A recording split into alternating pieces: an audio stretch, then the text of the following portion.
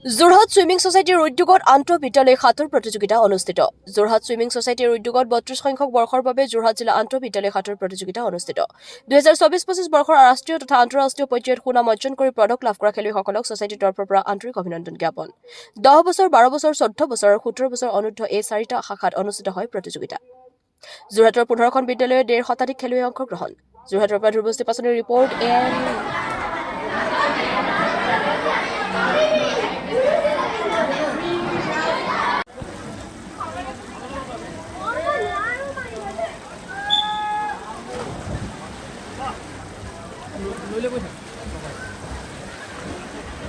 Swimming society জলক্ৰীড়া প্ৰকল্পত আজি ৩২ সংখ্যক যোৰহাট জিলা আন্তঃবিদ্যালয় সাঁতোৰ প্ৰতিযোগিতা অনুষ্ঠিত হৈছে।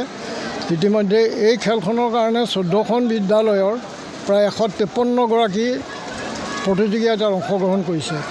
আৰু আজি ৰাতিপুৱাৰ যিটো উদ্বোধনী অনুষ্ঠান সম্পাদন কৰে আমাৰ ছ'চাইটিৰ সভাপতি শ্ৰী ৰক্তিম শইকীয়াদেৱে এগছি বন্তি প্ৰজ্বলনেৰে।